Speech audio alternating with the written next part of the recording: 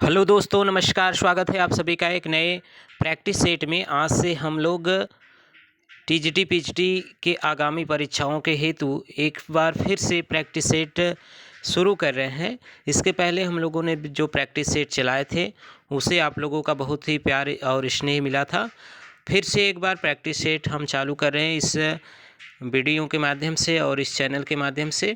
मैं विपिन कुमार आप सभी का बहुत बहुत स्वागत करता हूं ऑनलाइन हिंदी विपिन कुमार के इस यूट्यूब चैनल पे। तो आज से हम क्रम वाइज रोज़ाना एक प्रैक्टिस सेट देखेंगे जिसमें आगामी परीक्षाओं को देखते हुए महत्वपूर्ण प्रश्नों का संकलन किया गया है। तो चलिए शुरू करते हैं। चैनल में नए हैं तो लाइक सब्सक्राइब शेयर जरूर करिएगा। इसमें जो पहला प्रश्न है वह है कि पंचवटी प्रसंग काव्य के रचयिता कौन है, ये आपको बताना है। पंचवटी प्रसंग काव्य के रचयिता कौन है? ऑप्शन आपके सामने 4 दिए गए हैं, उसमें आपको सही विकल्प का चयन करना है। तो देखिए, पंचवटी के नाम से एक रचना है वह है मैथिली शरण गुप्त का, लेकिन यहाँ पे पंचवटी प्रसंग पूछा गया है तो यह जो रचना है वह है निराला जी का। तो यह ऑप्शन नंबर आपका जो दूसरा है वह सही हो जाएगा। ठीक है। वैसे बात करें जयशंकर प्रसाद तो यह छायावाद के प्रवर्तक माने जाते हैं। केशवदास को कठिन काव्य का प्रेत कहा जाता है और रीतिकाल के यह कवि हैं। ठीक है। निराला भी छायावाद के हैं। मैथिली शरण गुप्त द्विवेदी युग के प्रमुख कवि हैं। तो इन सभी तथ्य को ध्यान रखिएगा। यहाँ पे पंचवटी प्रसंग काव्य के जो रचयिता हैं वह निराला जी हैं। ऑप्शन नंबर दूसरा आपका यहाँ पे सही हो जाएगा। चलिए देखते हैं अगला जो प्रश्न है वह क्या पूछा गया है। अगला प्रश्न है कि बाँधो न नाव इस ठाव के लेखक कौन है। देखिए, इस नाम से भी दो लेखकों की रचनाएं मिलती हैं, उपेंद्र नाथ अस्क और निराला। तो बाँधो न नाव इस ठाव के जो लेखक हैं वह उपेंद्र नाथ अस्क हैं। इसी तरह की रचना है निराला जी का, तो इसे भी आप ध्यान रखिएगा। तो यहाँ पे आपका पहला उत्तर हो जाएगा उपेंद्र नाथ अस्क। चलिए आगे बढ़ते हैं। अगला प्रश्न पूछा गया है कि सुजान चरित की रचयिता कौन है, ये आपको बताना है। सुजान चरित तो देखिए, रीतिकाल के एक प्रमुख कवि हैं सूदन। सूदन की यह महत्वपूर्ण रचना है सुजान चरित। तो यहाँ पे आपका तीसरा उत्तर यहाँ पे आपका सही हो जाएगा। चलिए देखते हैं अगला प्रश्न है। साहित्य मनुष्य के अंतर का उच्छलित आनंद है, यह किसका कथन है, यह आपको बताना है। साहित्य मनुष्य के अंतर का उच्छलित आनंद है, यह किसका कथन है, यह आपको बताना है। 4 ऑप्शन आपको दिए गए हैं। इसमें सही उत्तर जो हो जाएगा वह आचार्य नंद दुलारे वाजपेयी। तो आपका पहला उत्तर यहाँ पे क्या हो जाएगा, सही हो जाएगा। चलिए आगे बढ़ते हैं। यहाँ पे दिया गया कि महिम भट्ट द्वारा प्रतिपादित सिद्धांत है। महिम भट्ट द्वारा प्रतिपादित सिद्धांत का नाम क्या है? तात्पर्यवाद, अभिव्यंजनावाद, और आपको ऑप्शन यहाँ पे दिए हैं अनुमानवाद और लक्षणवाद। तो महिम भट्ट द्वारा प्रतिपादित जो है वह अनुमानवाद है। तो यहाँ पे आपका सही उत्तर हो जाएगा तीसरा। ठीक है। चलिए आगे बढ़ते हैं। अगला जो प्रश्न दिया गया है वह है कि चंपू के 2 भेद हैं। चंपू गद्य और पद्य में शैली में लिखी जाने वाली जो काव्य है उसे चंपू कहा जाता है। और चंपू के जो 2 भेद हैं वह है विरुद्ध और करम्भक, यानी यहाँ पे आपका सही उत्तर हो जाएगा ऑप्शन नंबर 4। ठीक है। चलिए अगला प्रश्न देखेंगे। अगला प्रश्न दिया गया है कि समाज का अधिकता ओज कहलाती है, ओजस्याम भूयत्स्वम, यह किसका कथन है? आपको 4 ऑप्शन दिए हैं। तो यह जो कथन है वह किसका है? आचार्य वामन का यह कथन है। तो इस तरह से आपका उत्तर तीसरा उत्तर यहाँ पे क्या होगा, सही हो जाएगा। ठीक है। चलिए अगला प्रश्न दिया गया कि काशिका है। काशिका क्या है? यहाँ पे यह 4 ऑप्शन आपको दिए गए हैं। कहा गया है कि पतंजलि कृत महाभाष्य की टीका है, यह पतंजलि कृत योग सूत्र की टीका है, या पाणिनि कृत अष्टाध्यायी की टीका है, या भर्तृहरि हरिकृत वाक्य प्रदीप की टीका है। तो काशिका जो है वह है पाणिनि कृत अष्टाध्यायी की टीका। तो आपका यहाँ पे तीसरा उत्तर जो ऑप्शन है वह सही हो जाएगा। चलिए आगे बढ़ते हैं। अगला प्रश्न देखते हैं। यहाँ पे दिया गया है प्रश्न कि श्रीलाल शुक्ल के उपन्यास राग दरबारी का रंगनाथ की वापसी शीर्षक से किसने नाट्यांतरण किया था? यानी श्रीलाल शुक्ल का जो उपन्यास राग दरबारी है उसको रंगनाथ की वापसी इस नाम से किसने नाट्यांतर किया था? तो वे करने वाले हैं गिरीश रस्तोगी जी। तो आपका पहला उत्तर यहाँ पे आपका सही हो जाएगा। चलिए आगे देखते हैं। अगला जो प्रश्न दिया है कि चूलिका किसका भेद है? चूलिका किसका भेद है? पाली का, प्राकृत का, या तो दिया गया है प्राकृत का या पारसी का। तो चूलिका जो भेद है वह प्राकृत का है, इसे ध्यान रखिएगा। ऑप्शन नंबर तीसरा आपका यहाँ पे सही हो जाएगा। चलिए आगे देखते हैं। मुद्रा राक्षस तिलचट्टा नाटक में तिलचट्टा प्रतीक है, यानी यहाँ पे दिया गया है कि मुद्रा राक्षस द्वारा रचित जो तिलचट्टा नाटक है उसमें तिलचट्टा जो है वह किसका प्रतीक है, तो यौन कुंठाओं का प्रतीक है। आपका यहाँ पे पहला उत्तर आपका सही हो जाएगा। चलिए आगे बढ़ते हैं, अगला प्रश्न देखते हैं। किस ग्रंथ में कलचुरी राजवंश के किसी सामंत को 7 नायिकाओं का नक्सिक वर्णन प्राप्त होता है, यानी किस ग्रंथ में 7 नायिकाओं का नक्सिक वर्णन प्राप्त होता है, तो वह है कुवलमाला कथा में। आपका चौथा उत्तर यहाँ पे सही हो जाएगा। अगला प्रश्न है, संत साहित्य में प्रयुक्त बंक नाली का पर्याय निम्नांकित में से कौन नहीं है, तो यहाँ पे संत साहित्य में प्रयुक्त बंक नाली का पर्याय जो नहीं है वह वक्र नाली, तो आपका तीसरा उत्तर यहाँ पे सही हो जाएगा। यहाँ पे है कि रहस्य पुरुष का बिंब मुक्तिबोध की किस कविता में नहीं है, तो रहस्य पुरुष का बिंब मुक्तिबोध के जिस कविता में नहीं है वह अंधेरे में, आपका तीसरा उत्तर यहाँ पे सही हो जाएगा। अगला प्रश्न है, भ्रमर गुफा के लिए दूसरा उपयुक्त नाम क्या है, तो भ्रमर गुफा के लिए जो दूसरा उपयुक्त नाम है वह ब्रह्मरंध्र है। आपका दूसरा ऑप्शन यहाँ पे सही हो जाएगा। तो 100 प्रश्न है, आप लास्ट तक जरूर देखिएगा, सभी महत्वपूर्ण प्रश्न है जो परीक्षा में पूछे गए हैं। निम्नलिखित में से किस आचार्य ने अलंकार और अलंकार में अभेद माना है, तो ऐसा मानने वाले हैं रामचंद्र शुक्ल। अलंकार और अलंकार में भेद जो माना है वह माने हैं रामचंद्र शुक्ल। चौथा ऑप्शन आपका यहाँ पे सही हो जाएगा। चलिए अगला प्रश्न देखते हैं। कालक्रमानुसार संगति क्रम क्या होगा यह बताना है, तो यहाँ पे देखिए कोयलमाला कथा, उक्ति व्यक्ति प्रकट, राउल वेल और कीर्तिलता, यह जो पहला ऑप्शन है वह क्या हो जाएगा, सही हो जाएगा। चलिए आगे बढ़ते हैं। छायावाद में वक्रता का वैभव मिलता है, प्रसाद के काव्य में निम्नलिखित में से किसका उत्कर्ष मिलता है, यह आपको बताना है। तो छायावाद में वक्रता का वैभव मिलता है और प्रसाद के काव्य में अभिव्यंजना की उत्कर्षता मिलती है, तो यहाँ पे आपका तीसरा उत्तर क्या हो जाएगा, सही हो जाएगा। चलिए अगला प्रश्न है, सिद्धों की साधना में शून्य का पूरक तत्व था, यानी सिद्धों की जो साधना है उसमें शून्य का पूरक तत्व जो है वह क्या है, ज्ञान है। तो यहाँ पे आपका चौथा ऑप्शन आपका सही हो जाएगा। चलिए उपटन शब्द जो दिया है उसका तत्सम रूप पूछा है, 3 ऑप्शन यहाँ पे है। यहाँ पे जो ऊर्ध्वतन है यह आपका सही रूप हो जाएगा, तो ऑप्शन नंबर 4 यहाँ पे आपके सही हो जाएंगे। अगला प्रश्न है, घूसर किसका पर्याय है, तो घूसर जो पर्याय है वह गर्दभ का है, तो यहाँ पे आपका चौथा ऑप्शन यहाँ पे क्या हो जाएगा, सही हो जाएगा। चलिए अगला प्रश्न है, द्वार द्वार भटकना में प्रयुक्त द्विरुक्ति द्वार द्वार है, तो द्वार द्वार जो 2 बार लिखा गया है वह किस रूप में, समग्रता प्रकट करने के अर्थ में, यानी उस वाक्य का समर्थता प्रकट हो जाए इसलिए यह द्विरुक्ति द्वार द्वार शब्द का प्रयोग किया गया है, तो आपका चौथा उत्तर आपका यहाँ पे सही हो जाएगा। अगला प्रश्न, निम्नलिखित में कौन गलत सुमेलित है, जो सुमेलित है वह बताना है आपको। 4 ऑप्शन आपको दिए हैं।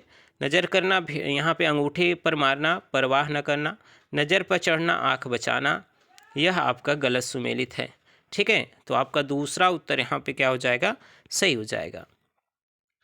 यहाँ पे दिया निम्नलिखित में कौन सा युग्म सही सुमेलित नहीं है, यह आपको बताना है। ओझा का उपाध्याय होता है, कपास का करपट नहीं होता है, तो यहाँ पे आपका यहाँ दूसरा सुमेलित नहीं है, तो यहाँ पे सही उत्तर हो जाएगा ऑप्शन नंबर दूसरा। चलिए अगला प्रश्न है, निम्नलिखित में कौन सा विपरीत युग्म सही सुमेलित है, तो औरस का जारस यह जो है वह सही सुमेलित है, तो आपका यहाँ पे दूसरा उत्तर सही हो जाएगा। जूतियों में दाल बांटना मुहावरे का सही अर्थ क्या है, यह आपको बताना है। तो जूतियों में दाल बांटना, इस मुहावरे का जो अर्थ होगा वह हो जाएगा लड़ाई झगड़ा हो जाना, तो आपका चौथा उत्तर यहाँ पे सही हो जाएगा। अगला प्रश्न है, लाल तारा की विधा क्या है, तो रामवृक्ष बेनीपुरी द्वारा लिखा गया जो लाल तारा है वह रेखा चित्र है, तो आपका पहला उत्तर यहाँ पे क्या होगा, सही हो जाएगा। बाजे पायलिया के घुंघरू के लेखक कौन है, बाजे पायलिया के घुंघरू यह कन्हैयालाल मिश्र प्रभाकर की रचना है, तो इसलिए यहाँ पे उत्तर आपका जो हो जाएगा वह पहला उत्तर आपका सही हो जाएगा। चलिए आगे बढ़ते हैं। यहाँ पे दिया है, प्रिंस ऑफ वेल्स की भारत यात्रा का विस्तृत और ब्यौरेवार वर्णन युवराज की यात्रा शीर्षक से किसने किया था। युवराज की यात्रा शीर्षक से यह जो रचना किया गया था वह चंडी प्रसाद सिंह द्वारा। यहाँ पे तीसरा उत्तर आपका क्या हो जाएगा, सही हो जाएगा। चलिए अगला प्रश्न है, यहाँ पे दिया है दशरथ के पुत्र राम ने रावण को मारा। इस वाक्य में कौन सा पद कारक बनाने का सबसे कम योग्यता रखता है? तो यहाँ पे राम शब्द सबसे कम योग्यता रखता है, तो पहला ही ऑप्शन आपका सही हो जाएगा। चलिए आगे बढ़ते हैं। रीतिकाल को कलाकाल किसने कहा? रीतिकाल को कलाकाल किसने कहा? तो डॉक्टर रमाशंकर शुक्ल रसाल ने रीतिकाल को कलाकाल कहा है। देखिए विश्वनाथ प्रसाद मिश्र ने श्रृंगार काल, मिश्र बंधु ने अलंकृत काल, रामचंद्र शुक्ल ने रीतिकाल कहा है। तो यहाँ पे आपका रीतिकाल को कलाकाल जो कहा गया है वह रमाशंकर शुक्ल रसाल द्वारा, तो ऑप्शन दूसरा यहाँ पे आपका सही हो जाएगा। अगला प्रश्न है, ठेठ हिंदी में उपन्यास लिखने वाले कौन हैं? तो ठेठ हिंदी का ठाट आपको पता होगा, यह हरिऔध द्वारा लिखा गया है। ठीक है, तो इसलिए ठेठ हिंदी में उपन्यास लिखने वाले जो हैं वह हरिऔध जी हैं। आपको पता होगा इनका प्रिय प्रवास है जो खड़ी बोली का प्रथम महाकाव्य माना जाता है। तो आपका चौथा उत्तर यहाँ पे क्या होगा, सही हो जाएगा। चलिए निम्नलिखित में से कौन श्री कृष्ण भक्ति का संप्रदाय नहीं है? देखिए यहाँ पे श्री वल्लभ संप्रदाय है, यह मिस्टेक हो गया है। तत्सुखी संप्रदाय, हरिदासी संप्रदाय, गौड़ी संप्रदाय। यहाँ पे पूछा गया कि कौन सा कृष्ण भक्ति संप्रदाय नहीं है, तो तत्सुखी संप्रदाय कृष्ण भक्ति संप्रदाय नहीं है। वल्लभ संप्रदाय, ठीक है, यह वल्लभ संप्रदाय है, तो जिसके वल्लभाचार्य प्रवर्तक थे। यहाँ पे दूसरा उत्तर आपका सही हो जाएगा। अगला प्रश्न है, सतसई काव्य परंपरा को आगे बढ़ाने वाले कौन हैं? तो देखिए एक कवि हैं वियोगी हरि, जिन्होंने वीर सतसई नामक रचना किया है, जो सतसई काव्य परंपरा को आगे बढ़ाने वाली रचना है। इस कारण से यहाँ पे जो तीसरा ऑप्शन है वह क्या हो जाएगा, सही हो जाएगा। चलिए बढ़ते हैं अगले प्रश्न को। एलियट का मूर्त विधान भारतीय काव्यशास्त्र के किस तत्व से तुलनीय है? तो एलियट ने जो मूर्त विधान दिया है वह भारतीय काव्यशास्त्र के साधारणीकरण से तुलनीय है। इसे ध्यान रखिएगा, ऑप्शन नंबर ए आपका सही हो जाएगा। चलिए आगे बढ़ते हैं। अगला प्रश्न है, किन दो साहित्यकारों ने अर्धनारीश्वर नाम से रचना दी है? देखिए अर्धनारीश्वर नाम से जो निबंध लिखे हैं वह दिनकर जी, और जो उपन्यास लिखे हैं विष्णु प्रभाकर। यानी यह रचनाएं आपका एक ही नाम से लिखने वाले दो लोग हैं, विष्णु प्रभाकर और दिनकर जी। तो आपका यहाँ पे चौथा ऑप्शन आपका यहाँ पे सही हो जाएगा। आगे बढ़ते हैं, देखते हैं आचार्य किशोरीदास वाजपेयी के मत से हिंदी में कितने कारक है? तो आचार्य किशोरीदास वाजपेयी के मत से हिंदी में जो कारकों की संख्या है वह 6 है। तो आपका ऑप्शन नंबर पहला सही हो जाएगा। अगला प्रश्न है, पांडव शब्द में कैसा प्रत्यय है? तो देखिए पांडव शब्द में जो प्रत्यय है, पांडव शब्द जो प्रत्यय है, प्रत्यय दो प्रकार के होते हैं, कृदंत प्रत्यय और तद्धित प्रत्यय। ठीक है, कृदंत क्रिया में लगते हैं और जो संज्ञावाचक शब्द होते हैं उसमें तद्धित। तो यहाँ पे पांडव शब्द में तद्धित प्रत्यय है। इस प्रकार से ऑप्शन नंबर आपका तीसरा सही हो जाएगा। चलिए आगे प्रश्न देखते हैं, धनुर्बाण में किस तरह का समास है? तो इसे जब अलग करेंगे तो धनुर और बाण यानी धनुष और बाण हो जाएगा। इस तरह आपका द्वंद्व समास यह हो जाएगा। ऑप्शन नंबर दूसरा यहाँ पे आपका सही हो जाएगा। अगला प्रश्न है, केवल सूक्ष्मगत सौंदर्य सत्याग्रह कहकर छायावाद का विरोध किसने किया है? केवल सूक्ष्मगत सौंदर्य सत्या का विरोध कह करके छायावाद का विरोध करने वाली है महादेवी वर्मा। तो आपका यहाँ पे तीसरा ऑप्शन यहाँ पे सही हो जाएगा। अगला प्रश्न है, प्रयोगवाद की जन्मदात्री पत्रिका कौन सी है? तो प्रयोगवाद की जन्मदात्री पत्रिका जो मानी गई है वह तार सप्तक है, जिसके संपादक अज्ञेय है। अज्ञेय ने 4 तार सप्तक का संपादन किया है। वह सभी है, वह संपादन 1943, 1951, 1959, 1979, यह 4 सप्तक हैं, 4 तार सप्तक हैं, जिसके संपादक अज्ञेय जी हैं। चलिए आगे देखते हैं। अगला प्रश्न है, सूफी मत में वर्णित साधक की 4 अवस्था जो मानी गई है, शरीयत, तरीकत, मारिफत और हकीकत को भारतीय संस्कृति में वह 4 रूप में क्या होगा? तो आचरण, उपासना, ठीक है, सिद्धावस्था, सत्यबोध, यह आपको दिया है ऑप्शन। तो यहाँ पे सही जो उत्तर होगा वह आचरण, उपासना, सत्यबोध और सिद्धावस्था, यानी तीसरा ऑप्शन आपका क्या हो जाएगा, यहाँ पे सही हो जाएगा। चलिए आगे बढ़ते हैं। भाषा संवर्धनी सभा के संस्थापक कौन थे? भाषा संवर्धनी सभा के संस्थापक ये आप सभी को पता होगा, तो इस प्रश्न को आप कमेंट में उत्तर बताइएगा। चलिए आगे बढ़ते हैं। अगला जो प्रश्न है, ग्रियर्सन कृत the modern vernacular literature of northern Hindustan का हिंदी अनुवाद किसने किया था? तो इस ग्रियर्सन की जो रचना है हिंदी साहित्य के इतिहास के नाम से the modern vernacular literature of northern Hindustan, इसका हिंदी अनुवाद डॉक्टर किशोरी लाल गुप्त ने किया था। तो इसका पहला ऑप्शन आपका यहाँ पे सही हो जाएगा। अगला प्रश्न है, बालकृष्ण शर्मा नवीन का सर्वप्रथम प्रकाशित काव्य क्या है? तो बालकृष्ण शर्मा नवीन के जो प्रकाशित सर्वप्रथम काव्य है वह है कुमकुम। तो यहाँ पे आपका पहला ऑप्शन, चौथा ऑप्शन सही हो जाएगा। अगला प्रश्न है, आंग्ल भाषा में लिखा गया हिंदी साहित्य का इतिहास स्केच ऑफ हिंदी लिटरेचर के लेखक कौन है? तो एडविन ग्रिब्ज जी हैं स्केच ऑफ हिंदी लिटरेचर के लेखक। तो ऑप्शन नंबर दूसरा यहाँ पे आपका सही होगा। चलिए देखते हैं अगला प्रश्न, भारतेंदु का खड़ी बोली के रचित कविताओं का संग्रह किस नाम से प्रसिद्ध है? भारतेंदु जी का रचना जो है वह खड़ी बोली में है फूलों का गुच्छा। ध्यान रखिएगा, फूलों का गुच्छा इनकी जो रचना है वह खड़ी बोली में है। तो आपका तीसरा ऑप्शन यहाँ पे क्या होगा, सही हो जाएगा। अगला प्रश्न देखते हैं। अगला प्रश्न पूछा है कि काव्य संप्रदायों का सही विकास क्रम क्या है? जो काव्य संप्रदाय है, तो पहले देखिए भरत मुनि ने रस संप्रदाय किया था, उसके बाद भामह ने अलंकार, ठीक है, वामन ने रीति, वक्रोक्ति, कुंतक, ध्वनि, आनंदवर्धन, औचित्य, क्षेमेंद्र। तो रस के बाद अलंकार आएगा, तो रस के बाद अलंकार, यह दूसरा ऑप्शन आपका सही हो जाएगा। ध्यान रखिएगा, दूसरा ऑप्शन आपका सही हो जाएगा। अगला प्रश्न है, वेपतु कैसा अनुभाव है? तो वेपतु कायिक अनुभाव है, वाचिक अनुभाव है। तो यहाँ पे वाचिक देखिए, वाधिक लिखा है लेकिन यहाँ होना चाहिए वाचिक, ठीक है। तो यहाँ पे तीसरा ऑप्शन आपका सही हो जाएगा। अगला प्रश्न है, उत्तराधुनिक चिंतन का एक निष्पत्ति निम्नलिखित में से क्या है? ऑप्शन दिए हैं एकार्थता, अनेकार्थता, सर्वार्थता, अर्थनिरपेक्षता। तो यहाँ पे सही उत्तर हो जाएगा अर्थनिरपेक्षता। ऑप्शन नंबर 4 आपके सही हो जाएंगे। चलिए बढ़ते हैं अगले प्रश्न पर। रिक्शा शब्द किस भाषा का है, यह आपको बताना है। तो रिक्शा शब्द जो है वह जापानी भाषा का शब्द है। ऑप्शन नंबर 4 आपके यहाँ पे सही हो जाएंगे। चलिए देखते हैं अगला प्रश्न, हिंदी आलोचना में जाति शब्द का राष्ट्रीय अर्थ में सर्वप्रथम प्रयोग किसने किया था?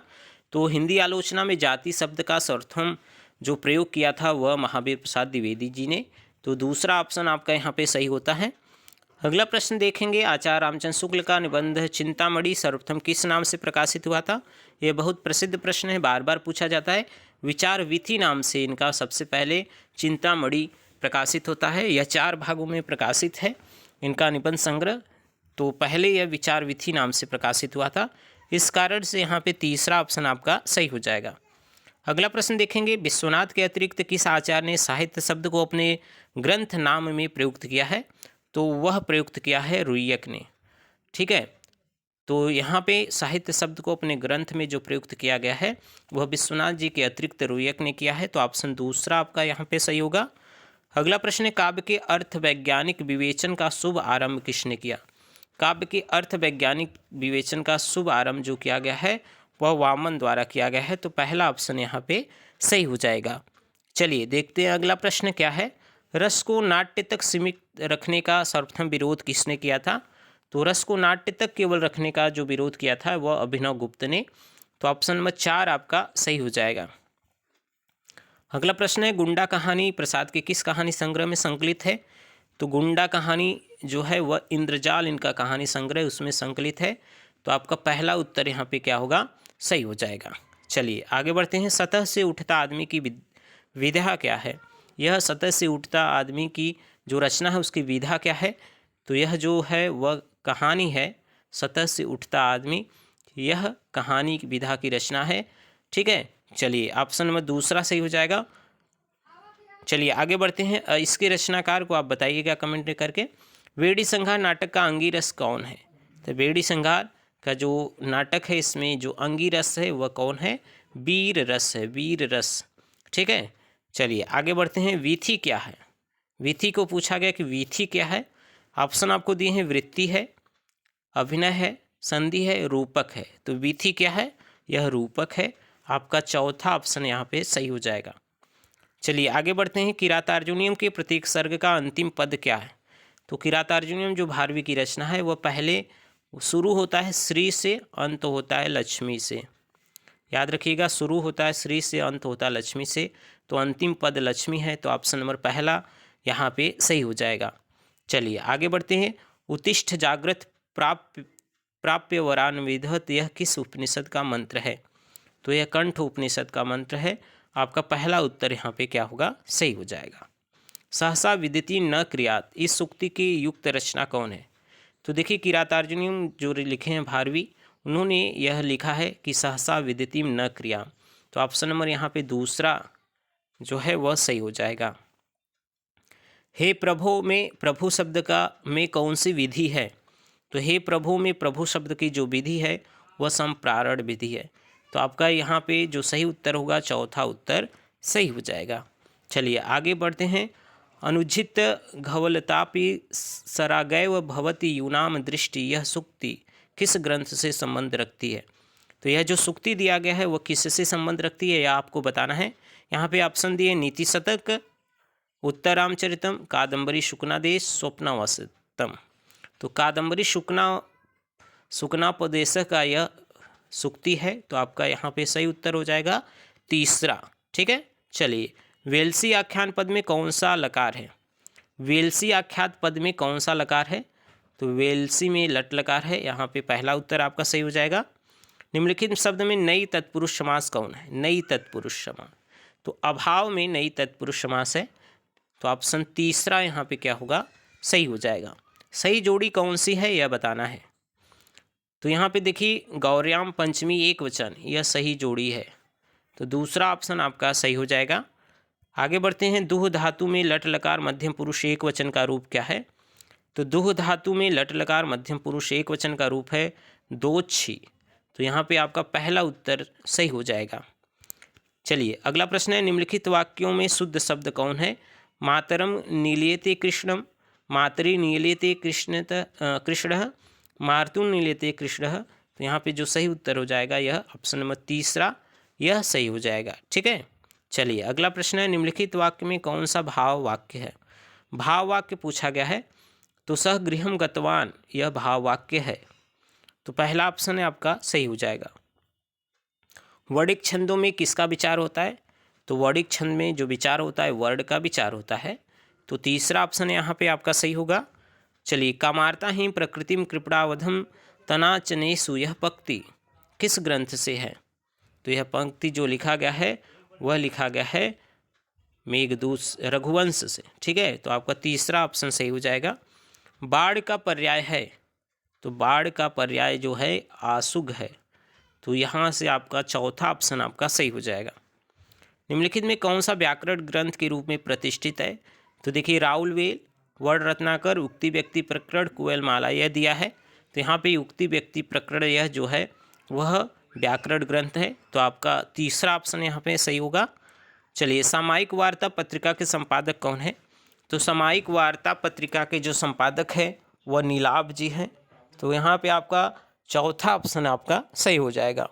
चलिए आगे बढ़ते हैं, देखते हैं आधुनिक व्याकरण की दृष्टि से ब का उच्चारण जो स्थान है और जो पूछा गया है वह क्या है? तो ब क्या है? तो देखिए, ब ओष्ठ है और दिया गया है स्पर्श व्यंजन है, अल्प प्राण है। ठीक है, और ब घोष में क्या होता है? तीसरा, चौथा, पांचवा, तो द्वेष्ट स्पर्श घोष निर्नासिक, तो यह हो जाएगा आपका दूसरा ऑप्शन सही हो जाएगा। ठीक है। चलिए अगला प्रश्न है। पाणिनि शिक्षा में ध्वनियों का वर्गीकृत करने में कौन सा 5 आधार स्वीकार किया गया है? तो कौन सा 5 स्थान है? स्वर काल स्थान संवाद नाद। ठीक है, तो स्वर काल स्थान नाद संवाद, यह ऑप्शन आपको दिए गए हैं, तो इसमें सही रूप में क्या है? वह सही रूप में है आपका पहला ऑप्शन सही हो जाएगा। ठीक है। चलिए अगला, वह सर इधर गांडीव गुड़ से भिन्न जैसे ही हुआ, धड़ से जयद्रथ का सिर ऊपर छिन्न वैसे हुआ, इस पंक्ति में कौन सी अतिशयोक्ति है? तो यहाँ पे जो अतिशयोक्ति है वह अक्रमातिशयोक्ति है, आपका तीसरा ऑप्शन यहाँ पे क्या होगा? सही हो जाएगा। चलिए आगे बढ़ते हैं, देखते हैं अगला प्रश्न। तरनी तनुजा तट तमाल तरुवर बहुछाए, झूखे कुलसो जल परसन हित महु सुहाय, इसमें कौन सा अलंकार है? तो देखिए इसमें उत्प्रेक्षा का भेद होता है, उत्प्रेक्षा अलंकार यहाँ पे है, तो आपका पहला ऑप्शन सही हो जाएगा। अगला प्रश्न है, जिहि सुमिरत सिद्धि होई गणनायक, कविवर वदन करऊ अनुग्रह, सोई बुद्धि राशि शुभ गुण सदन। इस पंक्ति में छंद कौन सा है? तो देखिए छंद के लिए आपको मात्रा गिनना है, तो मात्रा गिनेंगे तो यहाँ पे देखिए एक एक एक एक एक एक एक एक 2 1, तो 3 3 6 2 8 3 11, तो यह सोरठा का है, तो आपका तीसरा उत्तर यहाँ पे सही हो जाएगा। अराति सैन्य सिंधु में स्वाड वाग्नि से जलो, प्रवीर हो जाई बन में बढ़ चलो बढ़े चलो।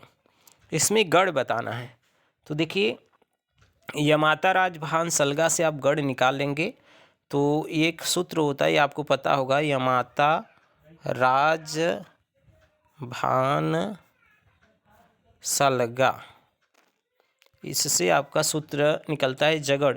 यहाँ पे देखिए 1 2 1, तो यह क्या होगा, यमाता राज, ठीक है, राजभा सलगा जभान, यह सब है। तो यहाँ पे आप सही सही रूप से निकालेंगे, तो यह जो सही ऑप्शन यहाँ पे हो जाएगा वह क्या होगा, ये आपको बताना है। तो यह आप इस सूत्र से निकाल करके बताइएगा। वैसे आपका यहाँ पे जो सही उत्तर हो जाएगा वह क्या होगा,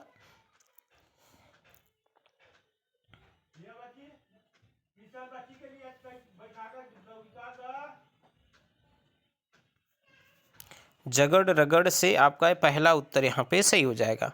सरसी छंद में होती है, यह बताना है सरसी छंद में होती है, तो सरसी छंद में होगा 27 मात्राएं, 16 और 11 पर यति होता है, अंत में गुरु लघु, तो चौथा ऑप्शन आपका सही हो जाएगा। डॉक्टर नामक कृति की विद्या क्या है? विष्णु प्रभाकर द्वारा लिखा गया जो नाटक है यह डॉक्टर, तो ऑप्शन पहला आपका सही हो जाएगा। अगला प्रश्न देखते हैं, समांतर कहानी की पुरस्कर्ता कमलेश्वर का मूल नाम क्या है? तो यहाँ पे उनका नाम है नीरज सक्सेना, तो आपका पहला ऑप्शन सही हो जाएगा। यहाँ पे अगला प्रश्न है, भक्ति विवेक निम्नलिखित में किसकी रचना है? तो भक्ति विवेक जो रचना है वह नाभा मलुकदास का, तो आपका पहला ऑप्शन सही हो जाएगा। आचार्य रामचंद्र शुक्ल ने प्रेमाख्यान का परंपरा में हिंदी के प्रवर्तक प्रथम कवि किसे माना है? तो उन्होंने कुतुबन को माना है, तो पहला ऑप्शन सही होगा। कबीर की वाणी संग्रह बीजक कहलाता है, इसके कितने भाग है? तो साखी शबद रामायणी 3 भाग है, तो ऑप्शन नंबर आपका जो तीसरा है वह सही हो जाएगा। पद्मावत में पद्मनी किसका प्रतीक है? तो परम सत्ता की प्रतीक है, तो आपका ऑप्शन नंबर दूसरा सही होगा। आगे बढ़ते हैं, देखते हैं बंगदूत नामक पत्रिका हिंदी में किसके द्वारा निकाला गया था? तो बंगदूत के संपादक हैं राजा राम मोहन राय, तो ऑप्शन नंबर दूसरा यहाँ पे आपका सही होगा। हिंदी प्रदीप नामक पत्र किसके द्वारा निकाला गया? यह है हिंदी प्रदीप बालकृष्ण भट्ट द्वारा, तो तीसरा ऑप्शन आपका सही हो जाएगा। पंडित किशोरीलाल गोस्वामी का उपन्यास निम्नलिखित कौन सा नहीं है? रजिया बेगर भोजपुर का ठग, यह इनका नहीं है, तो आपका नाम यहाँ पे सही उत्तर हो जाएगा ऑप्शन नंबर 4। चलिए आगे बढ़ते हैं, हार की जीत कहानी के लेखक कौन है? तो यह सुदर्शन की लिखी गई कहानी है हार की जीत, तो ऑप्शन नंबर तीसरा सही हो जाएगा। अगला प्रश्न है, सूरदास जी को जीवनोत्सव का कवि किसने कहा था? तो जीवन उत्सव का कवि सूरदास को रामचंद्र शुक्ल ने कहा है, ऑप्शन नंबर ए सही हो जाएगा। अगला प्रश्न है, एक बूंद सहसा उछली किसके द्वारा लिखित यात्रा वृत्तांत है? तो अज्ञे जी द्वारा लिखा गया है एक बूंद सहसा उछली, तो ऑप्शन नंबर ए सही हो जाएगा। अगला प्रश्न है, आमिष का विलोम शब्द सामिस होगा, तो यहाँ पे आमिष का निरामिष, तो यहाँ पे सही उत्तर दूसरा होगा। अगला प्रश्न है, वह भाई जो अन्य माता से उत्पन्न हुआ है, तो अन्योदर कहलाता है, तो ऑप्शन नंबर ए सही होगा। आगे प्रश्न है, घड़ों पानी पड़ना मुहावरे का अर्थ क्या होगा? तो घड़ों पानी पड़ना मुहावरे का अर्थ होता है लज्जित होना, तीसरा ऑप्शन आपका सही हो जाएगा। जहाँ न पहुँचे रवि वहाँ पहुँचे कवि, इसका अर्थ क्या होगा? ये कि बहुत कल्पनाशील होते हैं, कवि क्या होते हैं? कल्पनाशील होते हैं। अगला प्रश्न जो है, पढ़े फारसी बेचे तेल यह देखो कुदरत का खेल, यह जो प्रश्न है, यह जो मुहावरा है, इसमें इसका अर्थ हो जाएगा कि यह योग्यता होते हुए व्यवस्था के कारण निम्न स्तर का कार्य करना, तो यहाँ पे दूसरा ऑप्शन सही हो जाएगा। तो यह 100 प्रश्न आपको थे, तो 100 प्रश्नों का जिक्र हमने किया है, तो आप देखिएगा। वीडियो अच्छा लगा तो लाइक शेयर सब्सक्राइब जरूर करिएगा। मिलते हैं एक नई वीडियो में, तब तक के लिए आप सभी का बहुत बहुत धन्यवाद।